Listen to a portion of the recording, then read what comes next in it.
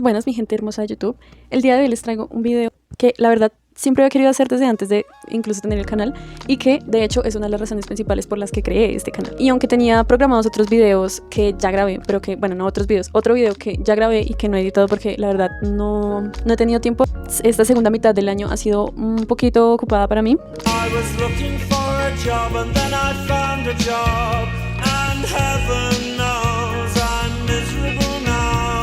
Y no he tenido mucho tiempo de hacer el contenido de acá de YouTube. Y pensé como me va a dar un descanso, no va a subir nada en diciembre. Pero ayer dije ¿cómo es que no estoy haciendo un video o estoy planeando un video sobre esto? Y es claramente mis mejores lecturas de 2024. Este es un video que, como ya les dije, siempre había querido hacer, incluso antes de tener el canal. Y aunque ya de por sí el hecho de simplemente escoger los libros que más me han gustado durante el año es algo que me gusta hacer, pues para tornar este video un poquito más interesante y dinámico, lo voy a hacer en el formato de batalla de libros.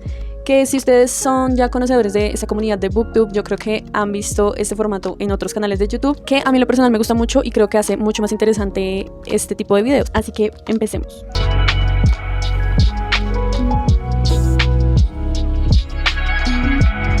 Acá tengo los libros que voy a estar enfrentando. Los libros que seleccioné fueron 12 para esta batalla. Por fuera de esto vamos a dejar dos libros que claramente son los mejores. Estos dos libros los vamos a dejar al final porque creo que son sin duda los mejores que he leído. Los siguientes libros son Altazor de Vicente Huidobro, La familia maldita de Carolina Andújar, It de Stephen King, El hombre en el castillo de Philip K. Dick, Sofoco de Laura Ortiz, Trilogía de Nueva York de Paul Auster, De las colinas de Juan Rulfo, Beloved de Toni Morrison, El problema de los tres cuerpos de Si-Jin Liu, no sé si lo estoy diciendo bien, y Guerra del tiempo de Alejo de Carpentier. Así que acá tengo los papelitos con los nombres de los libros. Vamos a ver qué nos sale en esta primera. Aire de las colinas de Juan Rulfo y Trilogía de Nueva York de Paul Auster.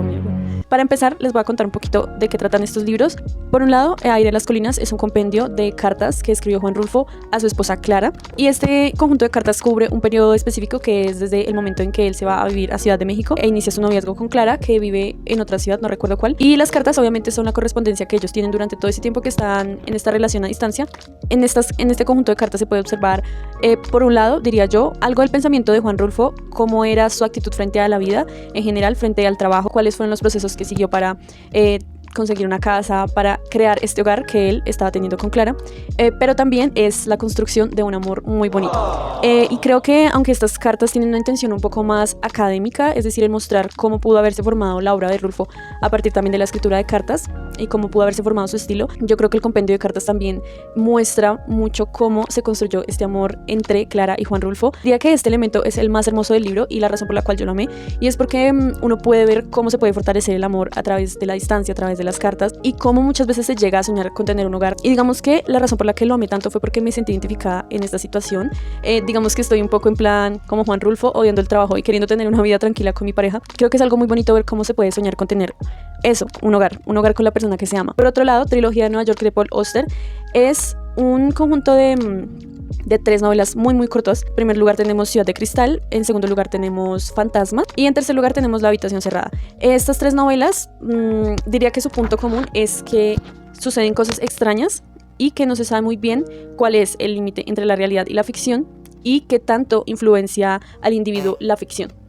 Para mí, los personajes principales de estas novelas, que son en la primera novela un detective, en la segunda novela otro detective y en la tercera novela un editor, son personajes muy de la vida real que se dejan influenciar por la ficción, que en este caso parecieran estar representadas por los personajes como antagonistas, que en el caso de la primera novela es Peter Stillman, en el caso de la segunda novela es Negro y en el caso de la tercera novela es Fanshawe.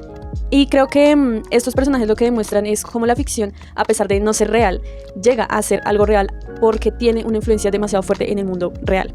Entonces, estas tres novelas yo las describiría como muy metaficcionales, y creo que el estilo de Paul Auster es muy lo metaficción. Y creo que es un conjunto de novelas que moviliza muchísimo el pensamiento y que realmente logran hacer que el lector se piense la novela más allá de la novela, es decir, qué significado puede tener esto, pero también qué pensamientos me genera y cómo esas nuevas ideas hacen que me relacione de una forma distinta con lo que leo. Entonces, ese tipo de novelas a mí me encantan, y sin embargo creo que me llega mucho más al corazón Aire de las colinas de Juan Rulfo, la verdad. Entonces me voy a quedar con Aire de las colinas. Luego tenemos Altazor y Sofoco de Laura Ortiz.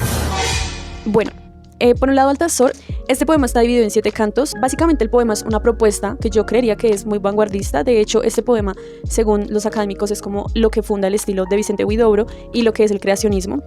Y claramente se ve en el poema una propuesta artística muy definida y que lo que busca es que se renueven las formas poéticas y que se renueve el lenguaje con ello.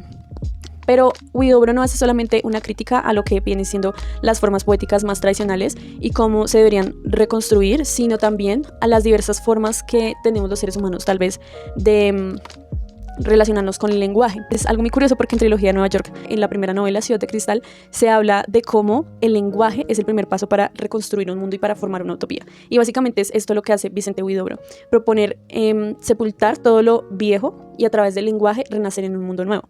Entonces se puede ver la fuerza de la palabra en este poema y la fuerza de los sonidos que son lo que finalizan el poema. Entonces, creo que para Vicente Huidobro la fuerza del lenguaje está en el sonido más primitivo y también la fuerza poética. Entonces, este poema a mí me gustó muchísimo. A mí me llamó mucho la atención esto de pensarse otras formas de lenguaje y también me hacía pensar mucho en cómo es posible renacer desde el lenguaje. Entonces, es algo que me llega en un momento muy importante de mi vida. Entonces, digamos que este poema tiene un significado grande para mí. Luego, Sofoco de Laura Ortiz es un libro de cuentos que a mí me refrescó muchísimo el año porque realmente venía de unas lecturas un poco pesadas y cuando leí Sofoco fue como ya lo dije en mi Goodreads, tener unas vacaciones lectoras porque realmente no se siente que uno se esté esforzando a leer estos poemas, a leer estos cuentos. Entonces, para contarles un poquito del libro de cuentos, hay unos que hablan un poco del conflicto, de la desigualdad, hay otros que hablan un poco de las relaciones sociales y si bien creo que no hay una línea temática que atraviese todos los cuentos, sí creo que existe una línea que tal vez es mucho más atmosférica. Creo que lo que tienen en común todos estos cuentos es que se muestra una realidad social que puede llegar a ser aterradora, abrumadora, conmovedora, triste y que además están narrados en una voz narrativa sumamente auténtica y con imágenes que son oníricas y muy sublimes. Lo que más define este libro de cuentos es que la autora despliega un estilo que para mí es muy auténtico y que no solamente es auténtico por la forma como se narra, sino que lo que se narra se hace de una forma realmente auténtica. La mayoría de escritores colombianos cuando narran el conflicto lo hacen de una forma muy hostil o de una forma muy cruda, por decirlo así. Laura Ortiz utiliza mucho más las imágenes oníricas, aquello que es surreal, que a veces no se entiende muy bien lo que está pasando, pero que a través de esas imágenes se va configurando una realidad que es sumamente amenazadora. Yo creo que entre Altazor y Sofoco me quedo con Altazor, pero no por eso Sofoco deja de ser uno de los mejores libros que he leído en este año. Sí. Luego tenemos a Beloved y La familia maldita de Carolina Andújar. Empecemos con Beloved. Esta es la historia de Seth, una mujer que nació esclava y que más tarde se libera y por ende vive en la casa del 124 con su hija Denver. Sin embargo, ellas no viven solas, parece que las acompaña una especie de entidad que más tarde vamos a descubrir que es la hija de Seth que murió en esa casa. En este libro no solamente se cuenta lo que es la vida cotidiana de Seth y su hija Denver, sino todas las memorias que ella tiene de su antigua vida como esclava. Y estas memorias que nos van mostrando se van narrando a través de una reconstrucción de esos recuerdos.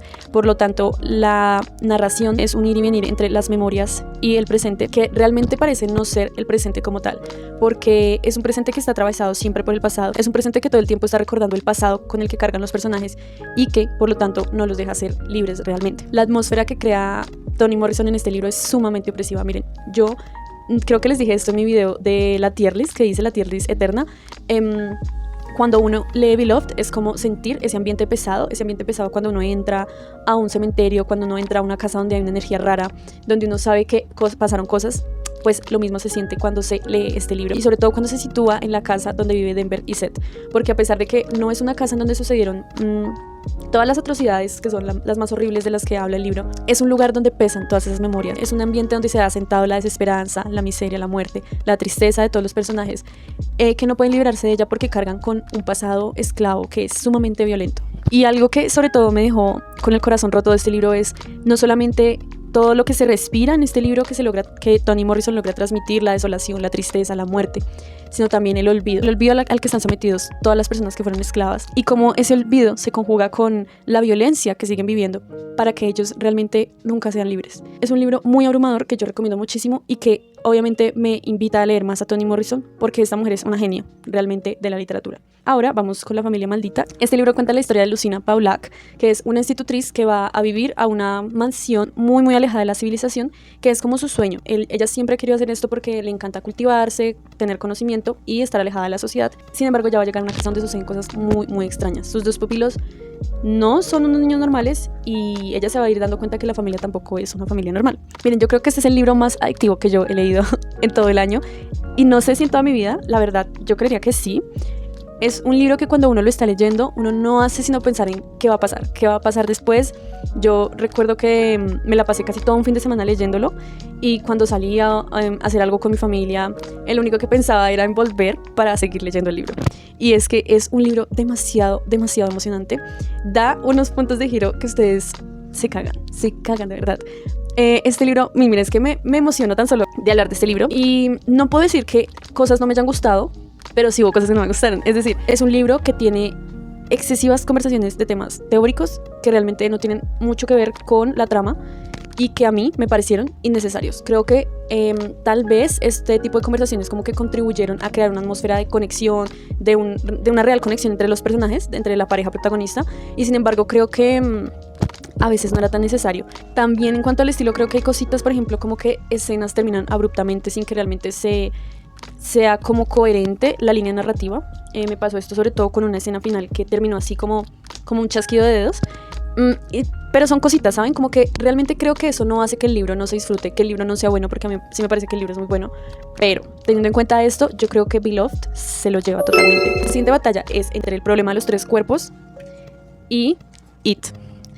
Bueno, yo creo que acá está más que claro, pero vamos a primero hablar de los libros. It cuenta la historia de un grupo de amigos que se enfrentan con una entidad muy maligna que es Pennywise, y básicamente el libro cuenta toda la historia de su amistad, pero también de cómo empezaron a suceder estas cosas en el pueblo. El libro me parece que está narrado de una forma muy interesante. La estructura de la trama está muy bien hecha porque empieza con ellos siendo adultos. A través de los recuerdos de los personajes va a narrar cómo ellos se enfrentaron cuando eran niños a esta criatura, pero luego también va a mostrar cómo se enfrentan ellos cuando ya son unos adultos a Pennywise. Entonces, yo creo que Stephen King hace un muy, muy buen trabajo hilando la trama en este libro. Yo creo que es muy difícil de hacer esto de mezclar un presente que se va desarrollando con un pasado que también se va desarrollando. Es decir, casi que tener dos líneas temporales en el mismo libro y que las dos se desarrollen y que no se interrumpan la una a la otra, y que además el lector esté interesado siempre en leer ambas líneas temporales. Yo creo que es algo muy muy difícil de lograr, y más en un libro tan largo como lo es It. Creo que es un libro que además tiene un significado muy profundo. Es el cómo a veces la niñez puede ser demasiado brutal, pero también puede tener momentos bonitos, ¿saben? Como Stephen King de hecho enfatiza mucho en aquellos momentos de relajación, de diversión que tuvieron ellos cuando eran niños, pero también aquellos momentos oscuros. Es como mostrar siempre la sombra y la luz de los humanos desde que somos unos niños. Entonces creo que eso es muy verosímil, porque la infancia no siempre es totalmente bella o totalmente macabra o totalmente trágica, ¿saben? Entonces creo que es un libro que está muy bien escrito, que tiene un significado muy profundo. A mí me gustó muchísimo, es un muy muy buen libro. En cuanto al problema de los tres cuerpos, es una historia que básicamente sigue tres subtramas, por decirlo así. Una de ellas es la de una científica que atestigua la muerte de su padre y que más adelante se va a ver involucrada en un proyecto científico que tiene unos fines algo peculiares. Luego tenemos otra subtrama que es la de otro investigador que es científico, y digamos que él va a empezar a investigar algunas de las muertes de científicos muy extrañas que han empezado a ocurrir y que parecen tener origen en un videojuego que se llama El problema de los tres cuerpos. Y a medida que avanza la trama vamos a ir viendo cómo avanza primero este videojuego, que es el del problema de los tres cuerpos, y cuál es, digamos, el problema que plantea, un problema teórico de física. Y por otro lado vamos a ir viendo cómo avanza la trama de la otra doctora, es que no recuerdo los nombres, lo siento, de la otra doctora que está en este proyecto científico. Solo tengo que decir de este libro que mezcla diferentes, por decirlo así, géneros. Por un lado tenemos una primera trama que es algo policial, porque digamos que empieza con esta investigación que luego lleva a una cosa y otra pista lleva a otra cosa. Por otro lado mezcla, yo creo, teorías científicas que, en mi opinión, no soy científica, no sé nada de física, son bastante verosímiles, se narran de una forma que se nota que el autor tiene conocimiento de esto y que no lo está haciendo de forma, por decirlo así, divertida. Miren, hay autores de ciencia ficción que se nota que no saben nada de ciencia y eso se nota en sus libros porque lo hacen, porque narran las cosas de una forma muy fantástica o porque a veces no es verosímil.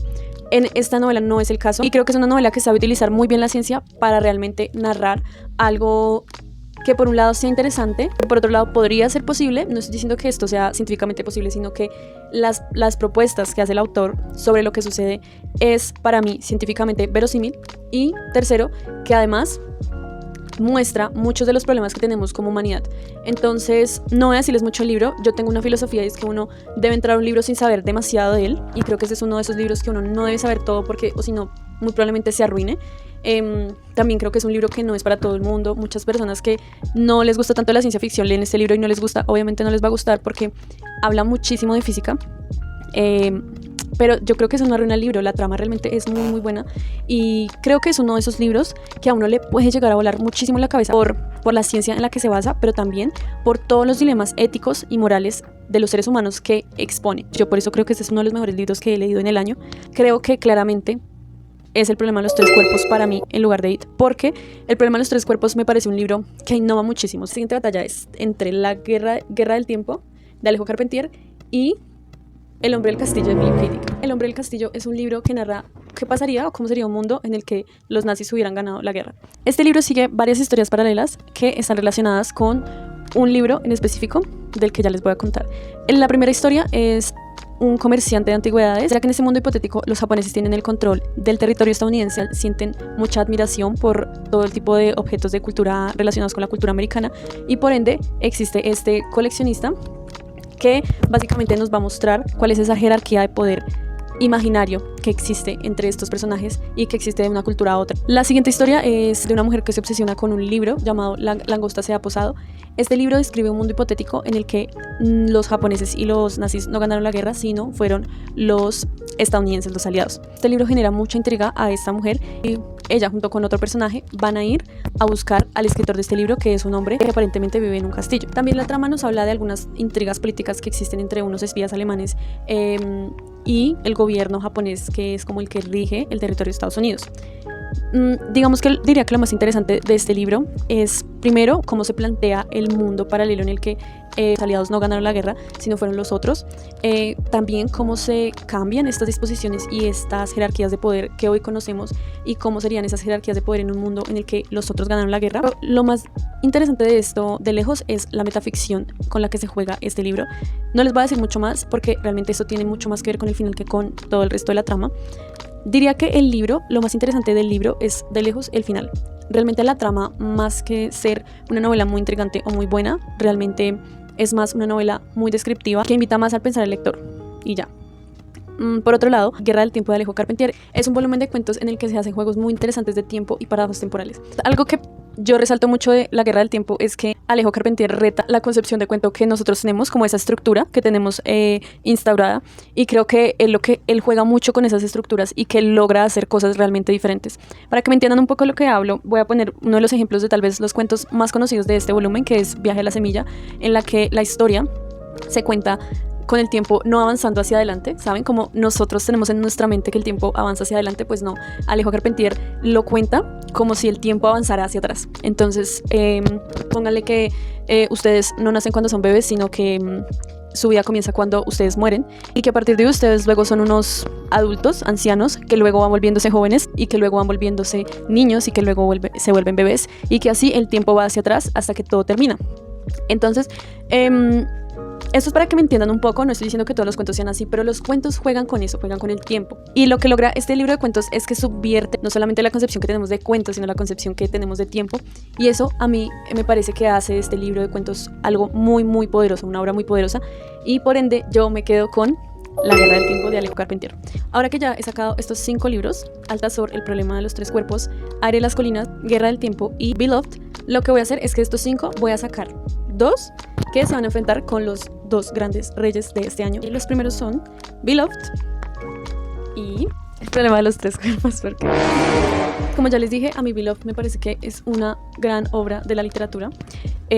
Creo que es un libro que no tiene fallos y que además yo creo que sí logra mostrar algo muy importante, que es cómo una violencia que fue histórica, que fue sistemática, contra una población específica, logra hacer tanto daño, no durante el periodo en el que se ejerce la violencia, sino durante mucho más tiempo, porque no solamente se trata de que tú ejerciste violencia en una persona y que eso le causó un daño específico en ese momento, sino que eso genera daños irreparables a esa persona, y que no solamente eso genera daños irreparables en una persona específica, sino que en los descendientes de esa persona, porque muchas veces algo que no vemos en cómo esta violencia histórica lo que hace es generar un daño tan grande en estas poblaciones que sus descendientes también adquieren todo lo que fue esa violencia sistémica a través de la crianza que le dan sus padres, porque están traumados, porque tienen muchísimos problemas, muchísimo dolor, y cómo estas personas siguen cayendo en un círculo de dolor del que no se pueden librar fácilmente.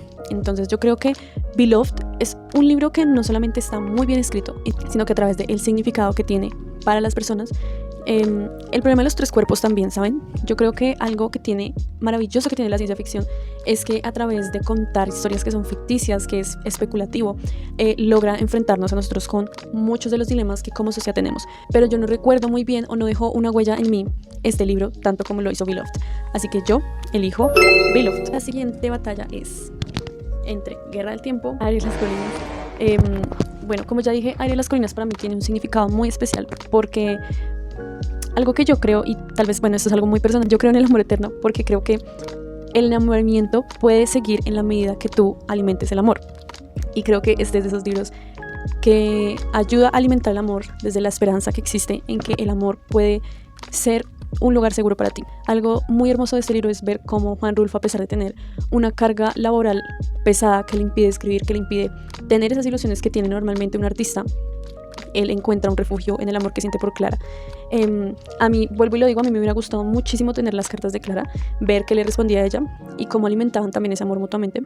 Pero es un libro que a mí me llena mucho de esperanza en el amor que se puede sentir por una persona, por las ilusiones que puede haber al crear un hogar. Y no porque, ¿saben? Porque siento que hoy en día se utiliza mucho a las personas, ¿saben? Como que si quiero tener un hogar, pues me meto con alguien que también lo quiera. Pero yo siento que el amor no funciona así. El amor es más algo que se da, y que cuando tú amas realmente a una persona, pues por alguna razón, aunque no sea tu sueño tener un hogar con alguien, vas a querer tenerlo porque amas a esa persona. Y esto me lo demostró el libro, y por eso para mí tiene un significado muy, muy especial. Sin embargo, Guerra del Tiempo es un libro que yo creo que tiene un poder muy extraordinario a la hora de ver cómo nosotros nos planteamos la literatura. Y no sé qué hacer, porque realmente es como elegir entre el corazón y la razón, ¿no? Pero miren, sí, yo les soy sincera, Guerra del Tiempo, sí me acuerdo de los cuentos, pero no sé, como que no tiene un significado así como tan emocional. Y no, yo voy a elegir Aire de las Colinas, porque realmente es un libro que tiene un significado muy especial, y que es hermoso, es hermoso. El siguiente libro que se va a enfrentar al azar con Beloved o Aire de las Colinas es Altazor. Beloved. Bueno, qué difícil. Miren, yo no sé qué hacer, porque Altazor, wow, es un libro... Shit, qué difícil. Yo no sabía en lo que me metí cuando empecé a hacer este formato de batalla de libros. Me parece que es muy interesante, pero también es muy complejo, porque a veces uno no sabe qué libro es mejor, ¿saben? Muchas veces no es que haya un libro mejor o peor, sino que a veces es cuestión de emociones. Y tanto Altazor como Beloved se pueden decir que tienen un significado especial para mí. Pero, yo creo, ya dije todo lo que tenía que decir de Beloved y de Altazor. Ahora creo que es un libro que me ha influenciado mucho como escritora. O sea, lo leí hace muy poco. Si les digo, lo terminé hace como una semana. No lo terminé hace nada de tiempo. Y ya estoy sintiendo cómo este libro ha repercutido en la forma en la que yo estoy escribiendo, cómo ha repercutido en la visión que tengo de la literatura. Y de un tiempo para acá he empezado a querer escribir de una forma que a mí me parezca que es renovadora, que es refrescante, que no es lo mismo de siempre. Y sé que tal vez como escritores muchos tenemos esa ambición, pero yo me he tomado el trabajo de verdad leer cosas que me saquen de esa zona de confort, y que yo diga, wow, realmente se puede escribir de una forma que se use el lenguaje a favor de la literatura y no simplemente como un vehículo para contar, ¿saben? No sé si me estoy haciendo entender, pero cuando hablo de cómo el lenguaje a veces se usa como un vehículo para contar una historia, y cómo a veces el lenguaje se usa como fin último, ¿saben? Eso es a lo que me refiero. Y creo que Altazor logra esto. Por eso yo me quedo con Altazor. Y lo siento, Beloved. Es un libro muy bueno, de verdad. Beloved es un libro maravilloso. Lo di todo, lo di todo. pero Altazor realmente yo siento que me está influenciando muchísimo como escritora. Ahora, vamos a enfrentar estos dos libros que nos quedaron, Altazor y Aire en las colinas, con los dos mejores libros que he leído este año, que son con ustedes, Dos veces Alicia, de Alba Lucía Ángel, y Si una noche de invierno un viajero, de Italo Calvino. Dos veces Alicia, con ahorita es Si una noche de invierno un viajero. Vamos a ver. Oh shit, sí. Si una noche de invierno un viajero. No! God, please, no! No! No!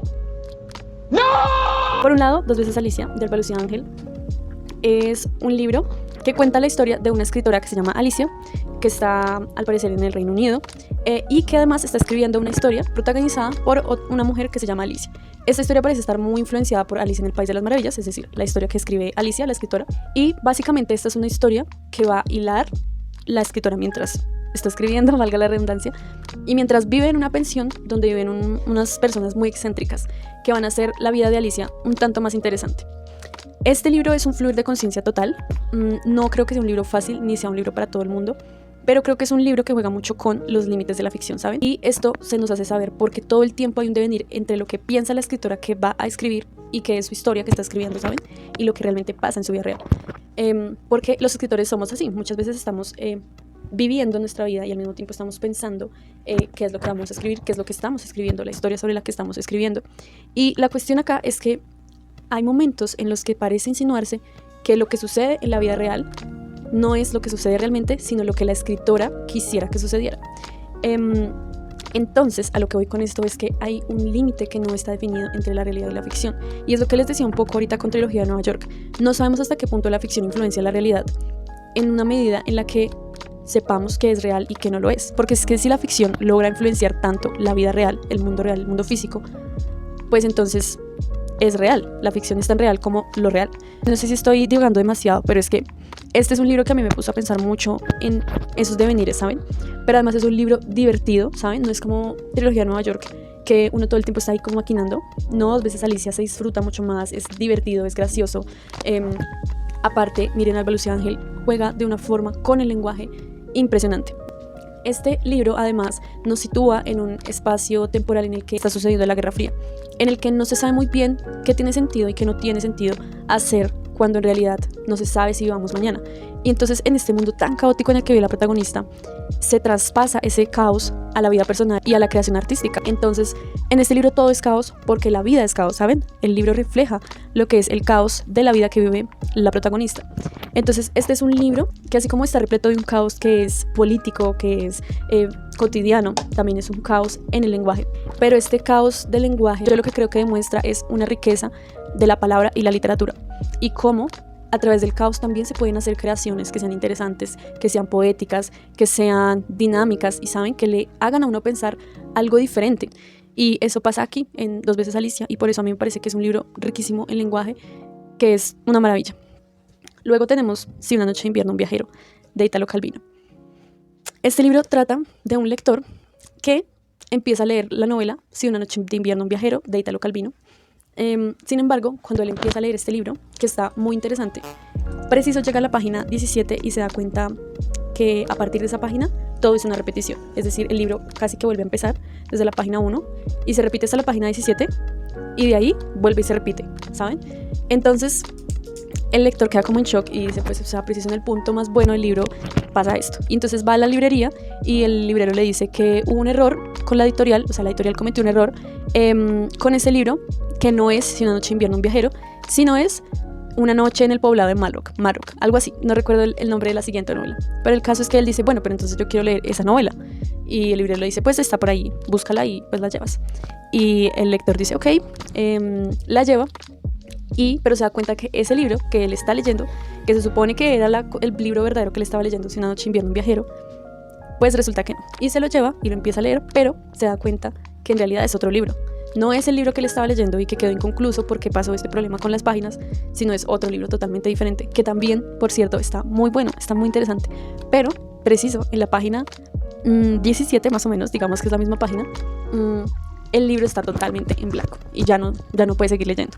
Entonces él otra vez va a donde el librero y él le dice como no, pero este no es el libro que tú estás leyendo, el libro que tú estás leyendo es este, y entonces un libro lo lleva a otro libro y así nunca termina de leer las novelas que empieza y se da cuenta que todo esto está orquestado por una persona que conoce a alguien, conocido de él también, y que realmente tiene una concepción de la lectura de los libros un tanto extraña. De nuevo estoy yo acá con libros súper metaficcionales en los que no se sabe cuál es el límite entre la realidad y la ficción. Yo siento que este es un libro que uno necesita leer cuando uno se le olvida que la lectura es para el placer, ¿saben?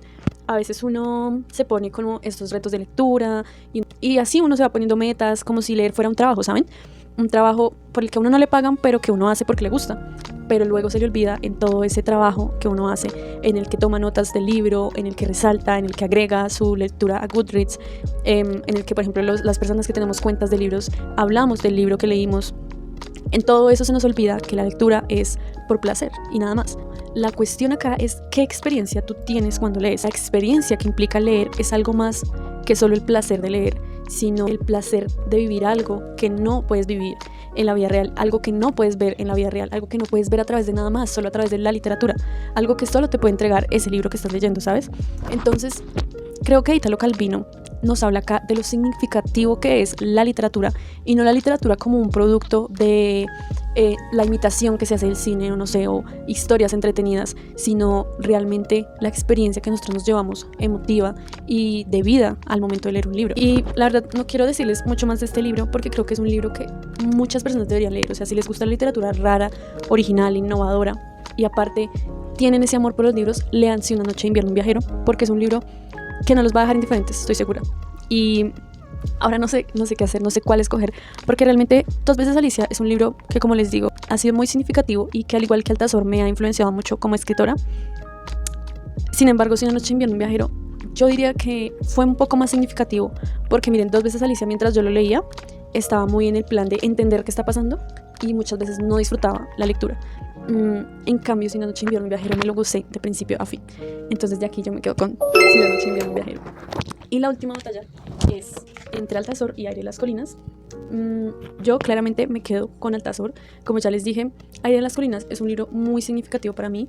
Es un libro que nunca voy a olvidar y que siempre va a tener en mi corazón, no solo como algo que es referente para mí como escritora, sino en la vida misma, ¿saben? Y tal vez es un libro al que vuelva constantemente cuando necesite recordar eso tan importante que me ha enseñado este libro. Y sin embargo, Altazor creo que ha ejercido una influencia muy importante en mí y por eso lo escojo. Ahora, entre Si una noche de invierno un viajero y Altazor, yo creo que claramente todos esperan esto. Es Si una noche de invierno un viajero. Acá no hay mucho más que decir. Ya les he dicho todo lo que tengo que decirles de todos estos libros. Pero claramente Si una noche de invierno un viajero se queda con el título al mejor libro que he leído este año.